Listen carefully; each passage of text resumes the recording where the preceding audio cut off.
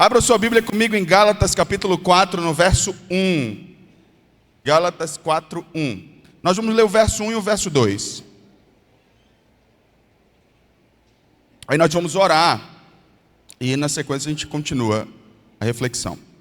Diz assim o texto: digo, porém, que enquanto o herdeiro é menor de idade, em nada difere de um escravo, embora seja dono de tudo. No entanto, ele está sujeito a guardiões e administradores até o tempo determinado por seu pai. Até aí, feche seus olhos, vamos orar, vamos pedir para que o Espírito Santo fale conosco e nos traga a revelação.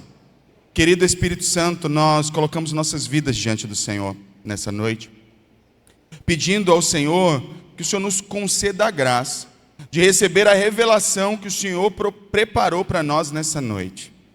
Que nós possamos compreender a Tua palavra, que o Senhor nos conceda a graça de receber uma revelação personalizada, se assim for necessário, tendo em vista que cada um de nós vive uma realidade diferente.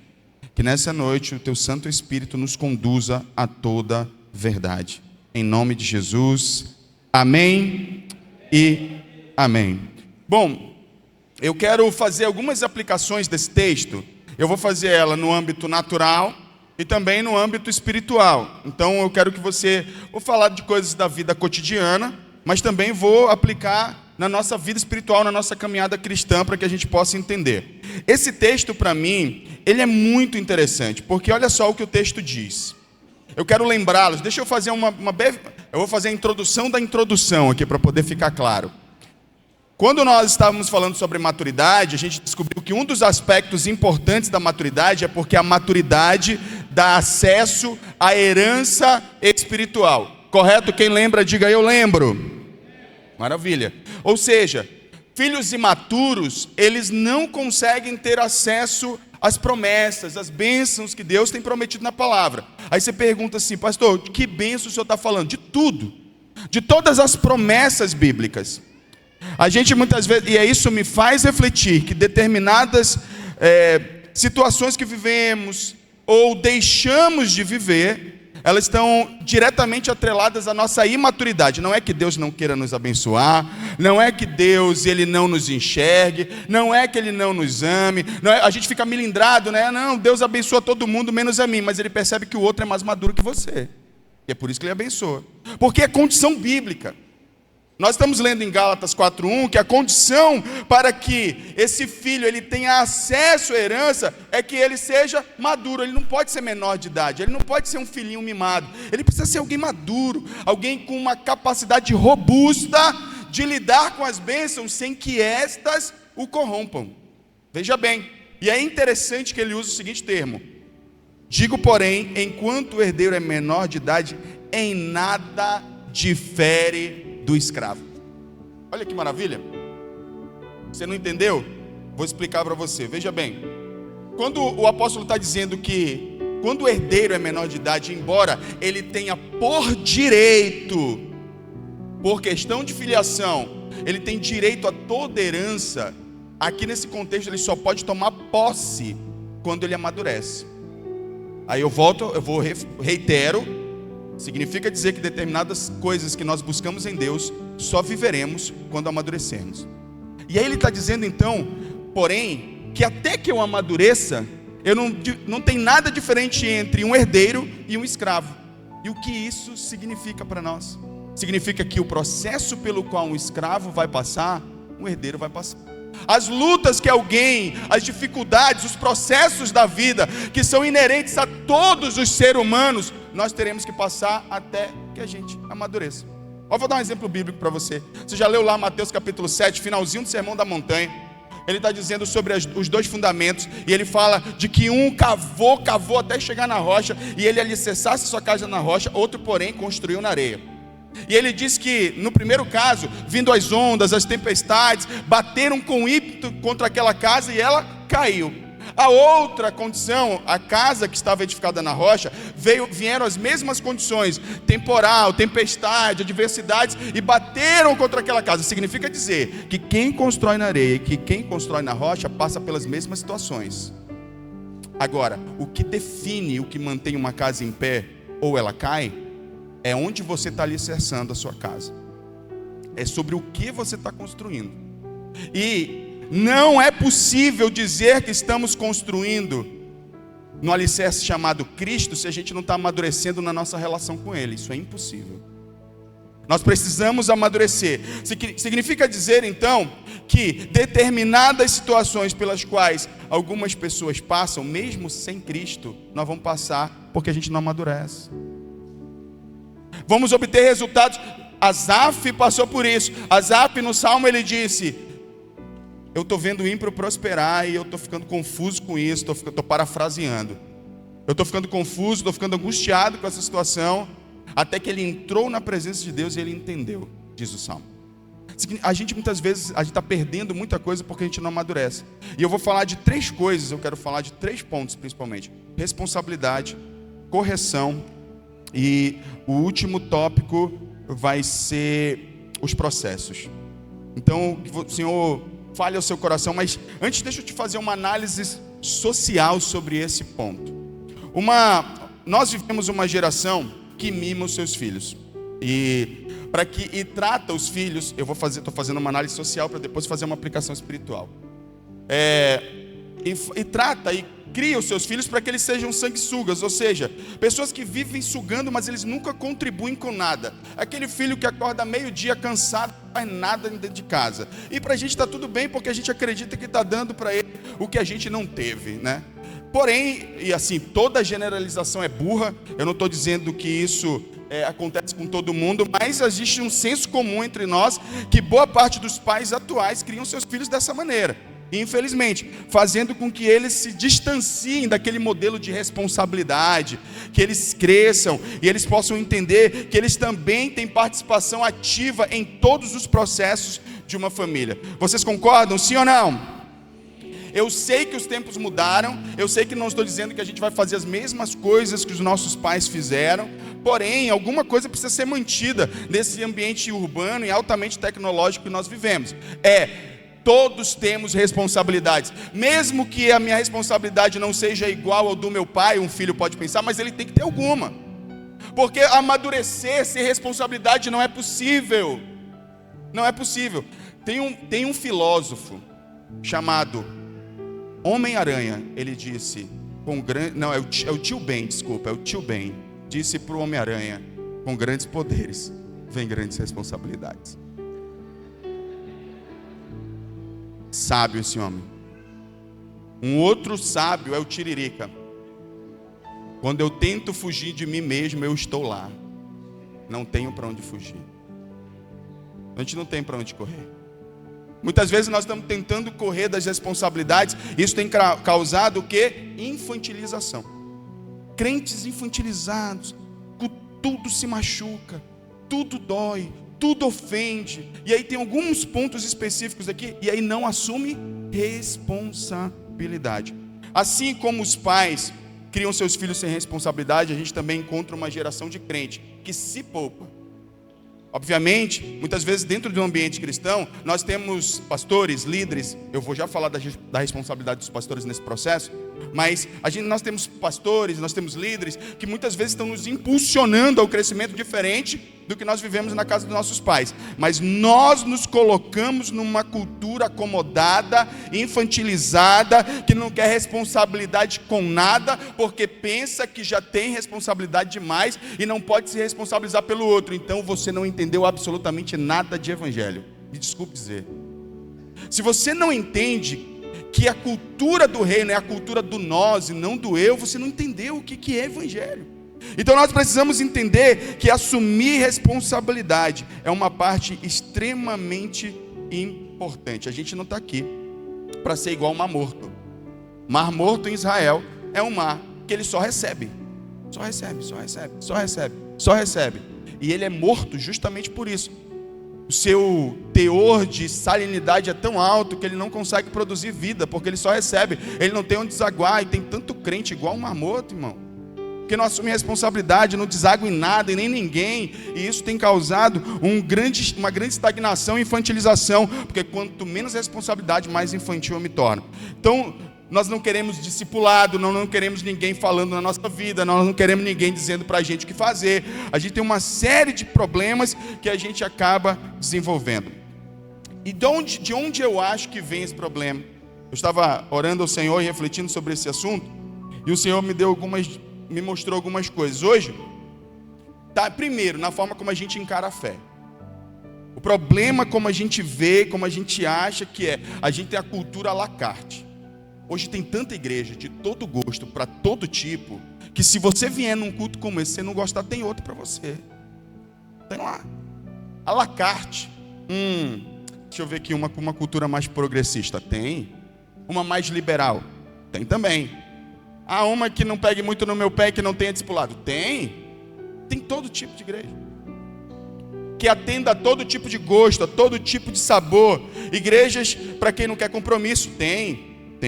Igreja que tem mensagens motivacionais, mas não doutrina, não prega arrependimento. Tem também. Tem à vontade. Espiritualidade emocional, onde só toca nas emoções. Já disse para vocês que a gente não pode concentrar a nossa vida na estrutura. A iluminação, o som, o louvor, isso aí é secundário. Estrutura existe para preservar a essência. Quando a gente cresce, a gente começa a criar estrutura e a gente fica encantado com a estrutura e perde a essência, a gente perdeu o evangelho. Estrutura existe para preservar aquilo que Deus deu no início dessa igreja. Nós estamos fazendo 11 anos hoje, parabéns de viver. Mas e quando não tinha estrutura? Quando não tinha ar-condicionado? Quando não tinha tela? Quando não tinha iluminação? Quando não tinha LED? Era como? A gente orava como? A gente buscava como? A gente vinha para cá cultuar em que condições? E fazíamos isso com amor e paixão. E aí vem a estrutura e nos rouba a atenção, tira os nossos olhos do nosso Senhor, tira a paixão do nosso coração para a gente adorar Ele com intensidade. Estamos infantilizados. Quantos estão entendendo o que eu estou dizendo? Diga amém. Você está feliz? Você está bem? Calma, bora respirar.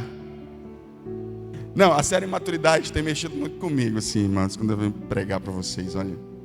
Porque a gente vai vivendo o cotidiano da igreja e a gente vai vendo alguns comportamentos que não deveriam mais existir. Eles não deveriam estar mais presentes, mas eles estão lá.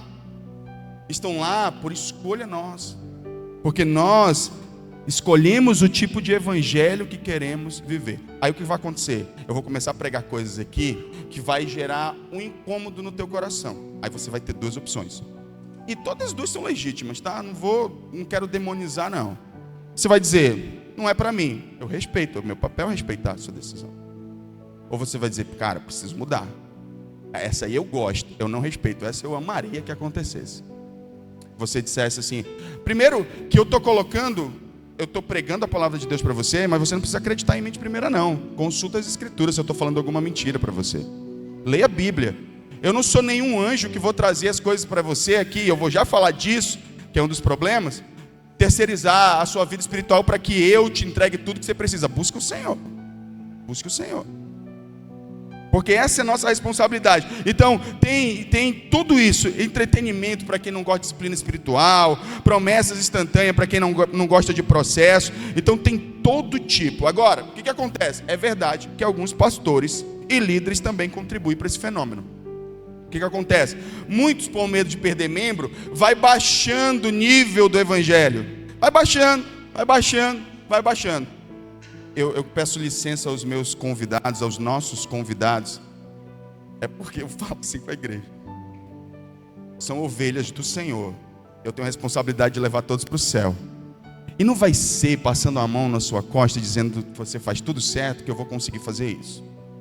Vai ser olhando para você e dizendo as verdades que primeiro eu preciso viver e que você também precisa saber. E aí tem uma coisa que nós, pastores e líderes, muitas vezes fazemos. E eu vou dizer, já fui tentado. Já fui extremamente tentado a... Não, vamos fazer uma concessãozinha aqui para o irmão que está magoado, porque ele quer que as coisas sejam do jeito dele. Pô, dá vontade, né? Às vezes porque o irmão está melindrado com uma coisa que não saiu como ele queria, não necessariamente que não esteja pautado na verdade. E às vezes a gente vai fazendo concessão. Aí a gente abre concessão para o irmão dançar no no púlpito, que não deveria, a gente abre concessão para o irmão tocar no louvor quando não deveria, cantar no louvor quando não deveria, servir nos ministérios quando não deveria. Por quê? Porque a gente tem que estar o tempo todo amaciando o ego daqueles que ficam melindrados, porque não se põe em posição de santificação para servir. Mas a gente tem que estar fazendo concessões. Não pode, gente. A gente tem que amadurecer. A gente tem que entender que nós precisamos assumir responsabilidade nesse sentido com Deus. E eu, como pastor, estou fazendo a minha parte de pregar a verdade para você, em amor. Vocês sabem que eu amo vocês. Vocês sabem que eu amo vocês. E tudo que eu falo daqui tem um compromisso primeiro com Deus. Primeiro com Deus. E segundo, em ser honesto com vocês e falar a verdade. Mas o que tem acontecido com a comunidade cristã? Tem muita gente criando consumidores. Se não estiver ao meu gosto, eu descarto. Um outro problema que tem acontecido também é que essa cultura de tudo ser muito acelerado, muitos crentes eles se tornam especialistas em serem superficiais. Eles são especialistas naquilo que não importa. Naquilo que realmente importa, a gente não sabe de nada. A gente é especialista na série A, a gente é especialista na série não sei o quê, a gente é especialista na vida dos outros, mas a gente não é especialista em Bíblia, a gente não é especialista em oração, nós não estamos nos tornando especialistas em devocional, naquilo que importa. Esses são os prejuízos da falta de responsabilidade espiritual que muitas vezes nós cultivamos na nossa vida. E aí o que nós fazemos? Nós criamos a cultura da terceirização da responsabilidade. Olha o que está escrito em Êxodo capítulo 20, versos 18 e 19. Coloca aí pra gente. Êxodo capítulo 20. Eu esqueci de passar o texto aí, mas vocês vão ter que se virar aí, tá? Marclay, dá um jeito. Êxodo capítulo 20, versos 18 e 19. Vendo-se o povo diante dos trovões e dos relâmpagos, e do som da trombeta, e do monte fumegante, todos tremeram de medo e ficaram à distância. Deixa eu só contextualizar para você esse episódio aqui. Eles estão ao pé do Monte Sinai. Moisés havia subido, chamado o povo para se encontrar com Deus, porque Deus ia falar com Moisés e entregar as tábuas do mandamento. Aí olha só o verso 19. E disseram a Moisés: fala tu mesmo conosco e ouviremos, mas que Deus não fale diretamente conosco para que não morramos. Eu quero fazer uma aplicação espiritual desse texto. Veja bem, é exatamente o que a gente faz. Que Deus fale com o pastor, que Deus fale com o meu líder, mas eu não preciso necessariamente que Deus fale comigo para quê? Para que eu não morra. Mas a gente vai morrer literalmente hoje em dia? Não. A gente vai morrer tem que morrer para as nossas vontades quando Deus fala com a gente. Quando você vem ao culto e o pastor fala com você, seu líder fala com você, você pode fazer de ouvido de mercador e achar que, embora enganar de forma errônea, você pode achar que não foi com você, fingir e tal. Mas quando Deus fala diretamente com você, você é obrigado a morrer. Obrigado a morrer para as suas vontades. Obrigado a morrer para os seus desejos. E quando isso não acontece, a gente faz o quê? A gente terceiriza a fé. A gente terceiriza a nossa responsabilidade espiritual. E é por isso que muitas vezes nós não estamos vivendo o que Deus tem planejado para a gente. E é por isso que muitas vezes você está vendo seu líder prosperar, você está vendo seu pastor prosperar, você está vendo seus irmãos que são mais obedientes prosperar, e você está na mesma condição e está chateado com Deus, magoado com Deus. Tá, pera lá. Antes de você fazer comparações sobre os resultados, faça a comparação dos processos. Avalie se os processos são similares. Avalie se os comportamentos escolhidos são iguais. A gente gosta de comparar resultado, mas comparar resultado é inócuo, não é efetivo. Você tem que comparar processos. Você vai ter uma visão mais adequada. E muitas vezes nós não estamos crescendo por causa disso. As coisas não fluem. É mais ou menos, eu vou dar um exemplo para você, quando a gente não amadurece. Vamos supor, vamos pegar um exemplo social da nossa vida cotidiana. Você está preparando sua filha para casar. Presta bem atenção. Presta bem atenção. E tu também presta bem atenção, porque depois, meu irmão, não quero nem saber. Olha só. A irmãzinha, que quer casar, ela não sabe fazer comida. Não sabe. Não sabe.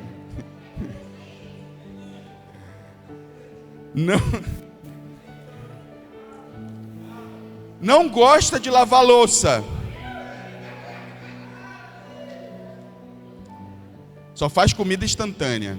Miojo, cup noodles, essas coisas. Não, estou falando de ninguém não, estou falando de forma genérica.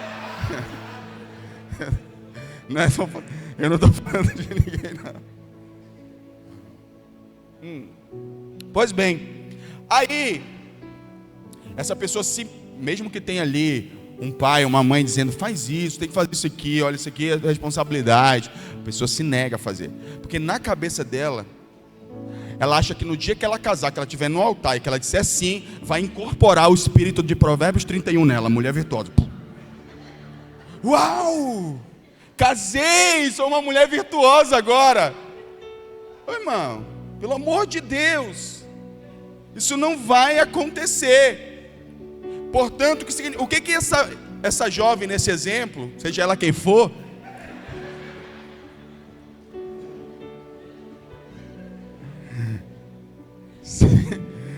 o que ela precisa? Ela precisa aprender a assumir pequenas responsabilidades no dia a dia, para que ela se torne então um dia a mulher. A mesma coisa serve para o homem. A mesma coisa. Camarada no trabalho, é preguiçoso, acorda meio-dia, remela, e já acorda meio-dia dizendo, ai, eu estou tão cansado, meu Deus do céu, né?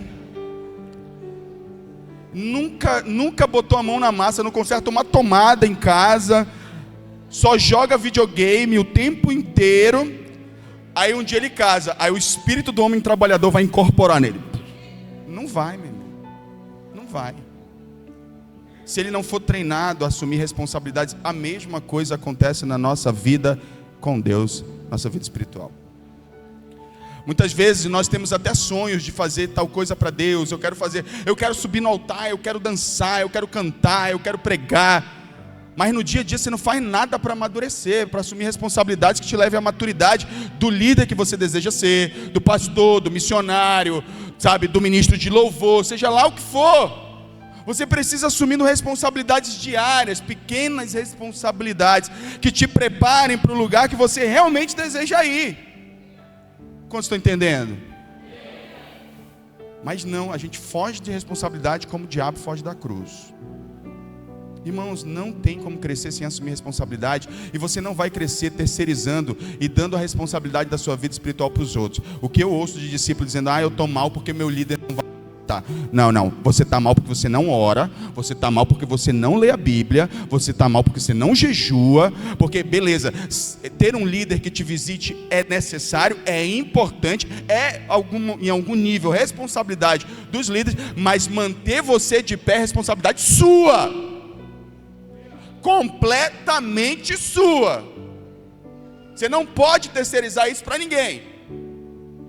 Por quê? Primeiro porque, para que o Cristo vivo ele te alcance, ele não precisa necessariamente passar pelo teu líder. Aí para me fazer devocional, o meu líder tem que vir aqui, porque ele vai liberar o acesso à senha, para eu poder falar com Deus. Não. O acesso é direto. Então você pode ter acesso a Deus, inclusive para te dar sabedoria para lidar com essa situação. Inclusive, deixa eu falar uma coisa que o Espírito Santo vem falando comigo sobre sabedoria. A gente costuma achar que sabedoria é uma coisa que vem com o tempo, à medida que eu amadureço. Só que isso não é bíblico. Lá em Tiago capítulo 1 diz que se você tem falta de sabedoria, peça a Deus que a todos dá livremente.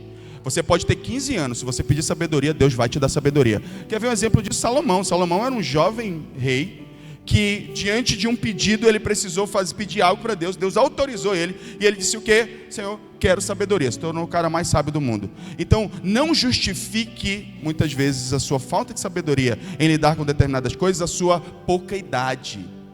Porque, na verdade, isso aqui fica para os jovens. Viu? De olho. Para os jovens. Se você não é sábio, não é porque você é jovem. É porque você não busca Deus. Porque quanto mais você buscar do Senhor, mais sábio você se tornará. Esse é o nosso primeiro problema de hoje. Deixa eu ver quanto tempo eu tenho. Ixi, já? Rapidinho.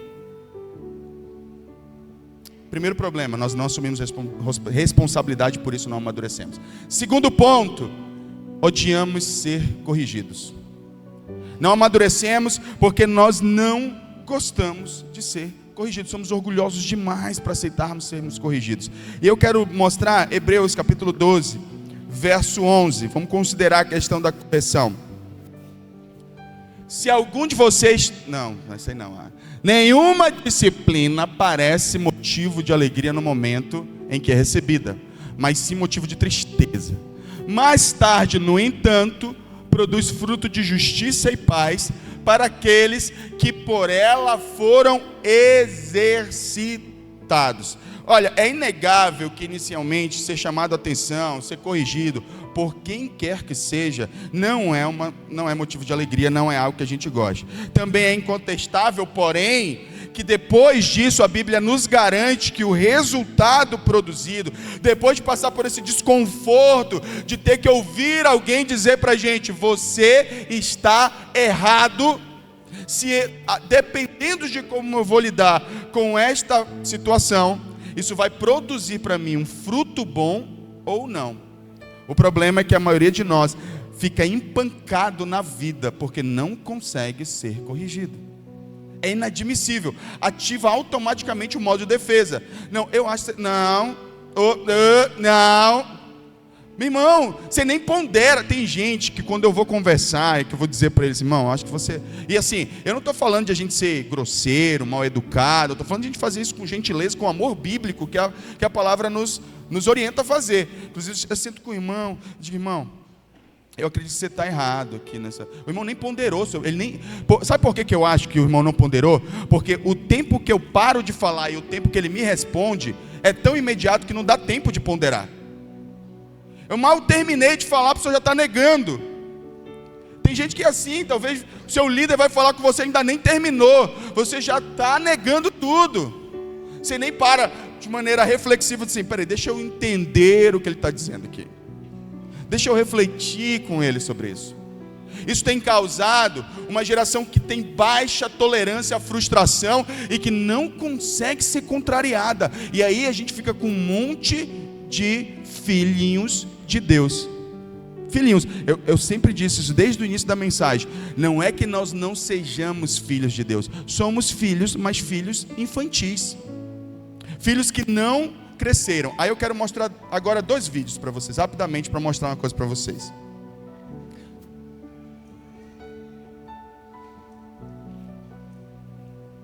Coloca o primeiro vídeo.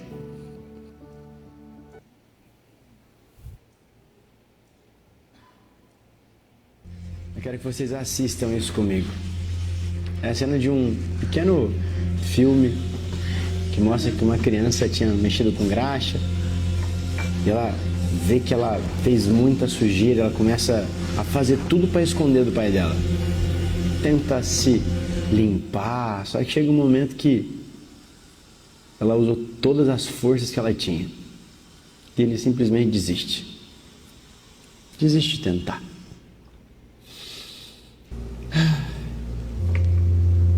E ele se vê a mão toda suja.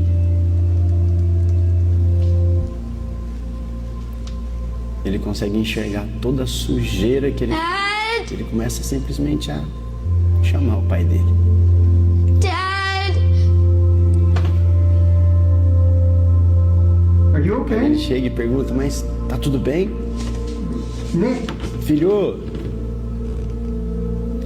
open the door, abre a bud. porta, filho. E ele fala bem assim, não importa o Whatever que it você is, fez, apenas abra okay. a porta. Just let me in. E o pai fala, tá tudo bem? Ai, meu Deus. E o filho abre a porta com as mãos todas sujas. E o pai chega, ele vê o filho dele, naquela lambança, olha pra ele e fala, ei,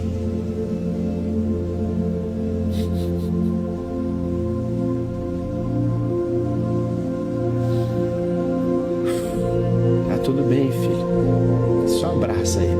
Mais nada. Você sabe o que ele fala? O pai vira pro filho e fala bem assim: Looks like you had yourself a eu acho que bit vai of a precisar de uma battle coisa here. mais forte pra limpar isso aqui. Sabe onde eu quero chegar? Às vezes, I think we're gonna esses somos nós. A gente faz uma lambança toda. A gente se suja todo. Só que a única coisa que o pai quer é que você abra a porta. Que é ele que vai limpar você. Fica com Deus. Deus te abençoe esse dia. Aleluia, né?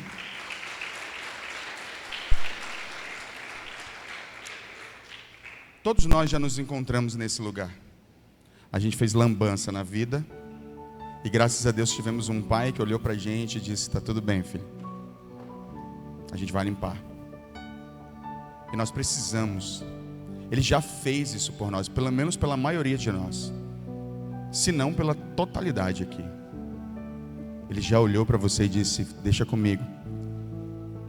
Só que o grande problema é que a gente acha que a gente pode ser essa criança e ficar se lambuzando vez e de novo e de novo. O que você acha que aconteceria com esse pai se depois de se dispor de limpar esse filho uma vez, 2 vezes, 3 vezes, ele ia dizer: filho, você está voltando para o mesmo lugar o tempo todo.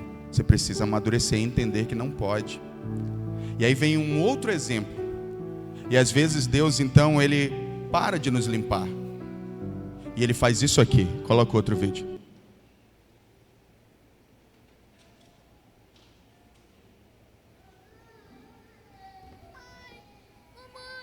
Mamãe, socorro! Mamãe, socorro! Mamãe, me ajuda aqui! Eu preciso de você! Mamãe, me socorre! Mamãe?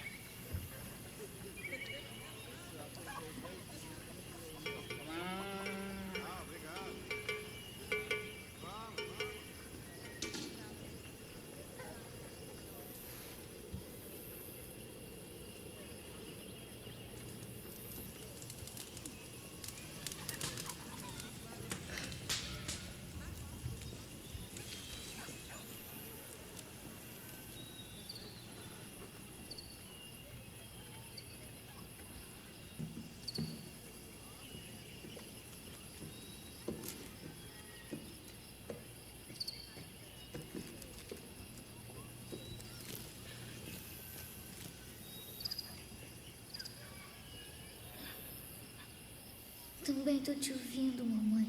Você tá bem aí?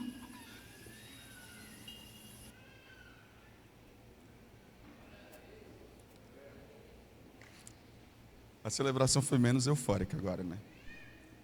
Quando a gente tem que assumir responsabilidade, quando o nosso pai diz: eu não vou ajudar, porque você tem que crescer.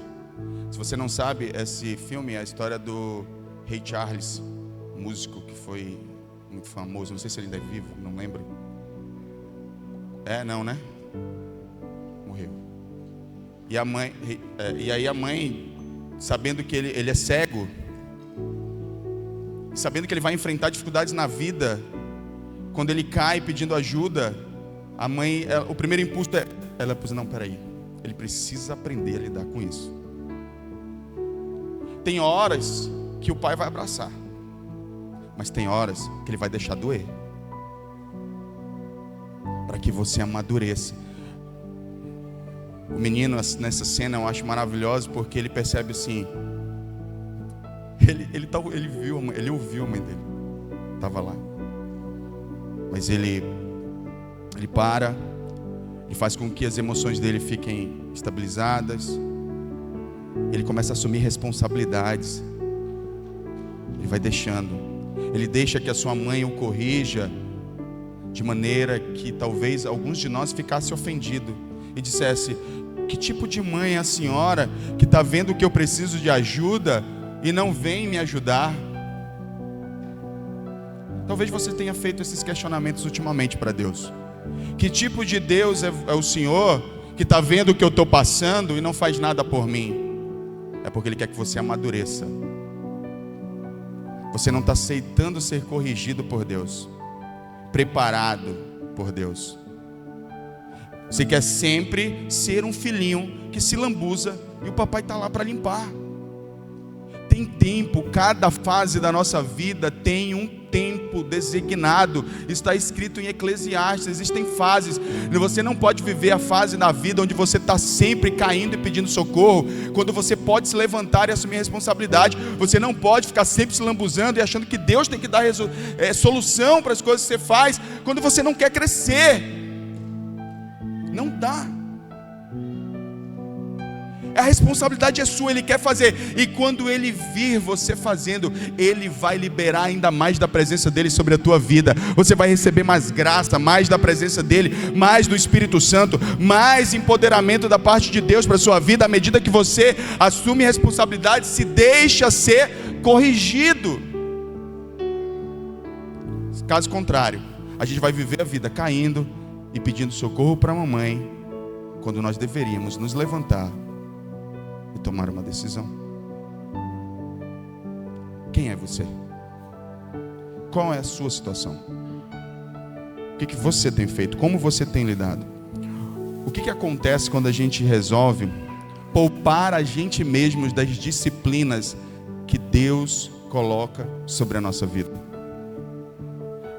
O que acontece quando a gente não deixa que Deus nos corrija, e a gente fica voltando para a mesma situação reiteradamente, vez após vez?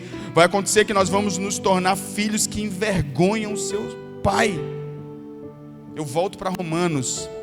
A criação aguarda com ardente expectativa a manifestação dos filhos maduros de Deus, não dos filhinhos, não dos recém-nascidos. Os recém-nascidos, eles têm tempo para amadurecer. Deus está aguardando o processo deles, mas nós que já deveríamos ser maduros, somos nós que temos a responsabilidade de manifestar a glória de Deus. Mas ainda estamos nos lambuzando com as graxas da vida. Quantos estão entendendo o que eu estou dizendo? Quando nós nos poupamos do desconforto, nós estamos impedindo o crescimento que Deus tem planejado para nós. E por último, olha, eu quero mostrar aqui em 2 Coríntios, capítulo 7, no verso 8 até o 11, como Paulo aborda o desconforto da correção. Olha só: mesmo que a minha carta tenha causado tristeza a vocês, não me arrependo. Começa por aí. Um pastor, um líder, por mais dura que seja uma verdade ser dita, ele não vai se arrepender de dizê-la, porque ele sabe que aquilo vai produzir o fruto que precisa ser produzido. É verdade que a princípio me arrependi, mas percebi que a minha carta os entristeceu, ainda que por pouco tempo. Agora, porém, me alegro, não porque vocês foram entristecidos, mas porque a tristeza de vocês os levou ao arrependimento, pois vocês se entristeceram como Deus desejava e de forma alguma foram prejudicados por nossa causa. A tristeza, segundo Deus, produz arrependimento para salvação, não remorso. A tristeza do mundo, porém, produz morte. Veja o que a tristeza segundo Deus produziu em vocês: que dedicação, que desejo de provar a inocência, que indignação, que temor, que saudade, que zelo, que desejo de ver a justiça feita. Em tudo vocês se mostraram inocentes a esse respeito. Esse é o resultado de uma correção em Deus, de pessoas que se permitem ser corrigidas, que amadurecem por meio da correção. E é isso que Deus espera que a gente viva. Pare de se poupar, pare de ficar se protegendo, pare de ficar dizendo para si mesmo que você não merece isso, você não merece aquilo. Quem tem que estar no controle da sua vida é Deus. E aí você tem que partir do pressuposto de que Deus, como um filho de Deus, mesmo que você ainda não seja um filho maduro, lembra Ruiós, Tecnon? Ruiós, filho maduro de Deus, Tecnon, filhinho imaturo de Deus. Ainda que você ainda não seja um filho maduro, mas você ainda seja um filhinho, você precisa estar lembrando que Deus está querendo te levar para esse lugar. E você precisa se permitir, se partir do pressuposto que Ele está te amadurecendo, e que Ele é teu Senhor, e que Ele tem o direito, Deus tem o direito de decidir as coisas na sua vida, porque Ele é o seu Senhor. A base da nossa fé é a confissão de Jesus Cristo como nosso Senhor. Eu vou usar uma palavra que fica mais claro para a gente. A base da salvação, segundo Romanos capítulo 9, verso 10, é confessar a Jesus como Senhor, ou seja, dono da nossa vida. Ele tem o poder e o direito de decidir as coisas na nossa vida. Ele tem. Se a gente não fizer isso, nós não entendemos o Evangelho ainda, se nós não entendemos essa parte. E aí, por último, mas não menos importante, a necessidade de entender processos. A gente vive numa vida onde a gente quer tudo na hora, tudo no nosso jeito e no nosso tempo, seja com Deus, seja nas nossas relações. A gente está o tempo todo querendo que as coisas sejam feitas da nossa forma. E amadurecimento, irmãos, é verdade que amadurecimento ele não se dá sem o tempo, pelo menos de forma plena. Agora, só o tempo não é garantia de que a gente vai amadurecer, de forma alguma. Então é necessário que a gente aprenda com os processos da vida. É necessário que a gente venha experimentar certas circunstâncias na nossa vida para que a gente possa amadurecer. Tiago capítulo 1, no verso 2 e 4. Veja bem que Deus, que é o nosso referencial de paz, Ele não poupa os seus filhos dos processos. Em Tiago capítulo 1, vamos ler do verso 2 ao 4, diz o seguinte: meus irmãos, considerem motivo de grande alegria o fato de passarem por diversas provações. Assim vocês saberão que a prova da sua fé produz perseverança. No entanto, a perseverança deve ter ação completa, a fim de que vocês sejam perfeitos e íntegros. Perfeitos, e perfeito é maduro. A palavra perfeito no original significa maduro. E íntegros, sem que lhes falte coisa alguma. Então, Deus não nos poupa porque Ele quer nos amadurecer. Você já se perguntou que por que Deus, mesmo ciente de que permitir essas coisas na nossa vida, corre um sério risco de a gente desistir dele, de a gente não querer mais servi-lo? E por que Ele não evita isso na nossa vida? Por que Ele diz assim: não vou deixar ninguém passar por nenhuma situação difícil? Já parou para pensar sobre isso? Porque o Senhor, Ele quer nos amadurecer. Existem certas visões da vida e certas maneiras de lidar com as coisas que jamais aprenderíamos se não fosse por meio de situações difíceis. A vida é assim, gente. A vida é assim. Eu volto para Mateus 7, casa na areia e casa na rocha. Todos os dois vão passar pelas mesmas situações. A Bíblia diz que o sol nasce para todos. Para todos. Isso significa que o que eu passo, alguém que ainda não entregou sua vida para Jesus passa. A diferença está em como eu encaro e como eu vivo isso e como ele vive. São diferentes. São perspectivas diferentes. Quantos estão entendendo o que eu estou dizendo? Olha só, o Senhor, Ele define, a palavra de Deus define como necessário.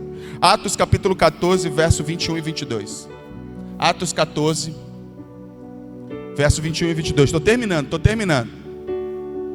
Pregaram as boas novas naquela cidade e fizeram muitos discípulos. Então voltaram para Listra, Icônio e Antioquia, fortalecendo os discípulos e encorajando-os a permanecerem na fé, dizendo: é necessário que passemos por muitas tribulações para entrarmos no reino de Deus. Dispensa comentários esse versículo. A palavra necessário é algo que não dá para dispensar. É como a Bíblia encara as situações difíceis que a gente vive. E eu não estou fazendo apologia que crente tem que estar sofrendo. Eu estou dizendo que existem momentos que são inevitáveis, que tem lições que eu só vou aprender por meio desses processos. E eu não posso simplesmente ignorar as partes ruins e querer só as partes boas do Evangelho para a minha vida, porque isso é interesse, não é Evangelho. Senão, como eu disse na semana passada, nos tornaremos uma versão atualizada da mulher de Jó. Amaldiçoa teu Deus e morre. E eu sei que ninguém quer ser uma versão atualizada da mulher de Jó aqui. Nós somos filhos de Deus e confiamos que Deus faz com que todas as coisas cooperem para o bem daqueles que amam a Deus. Então nessa noite, eu quero fazer uma reflexão. Você é alguém que foge da responsabilidade? Não gosta de ser corrigido? E não gosta de passar por processos e quer tudo de forma imediata?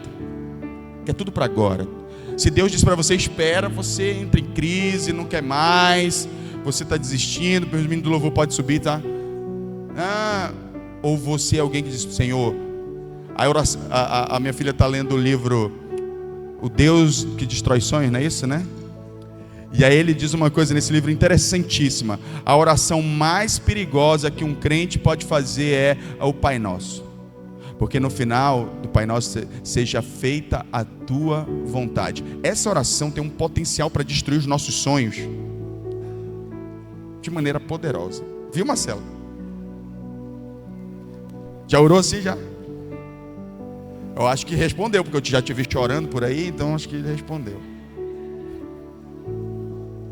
A mim também. Você me viu chorando por aí, Deus respondeu minha oração. Nem sempre é de alegria porque Ele respondeu minha oração. É porque a resposta foi não. Não vou fazer. Não vou dar. E eu vou chorar.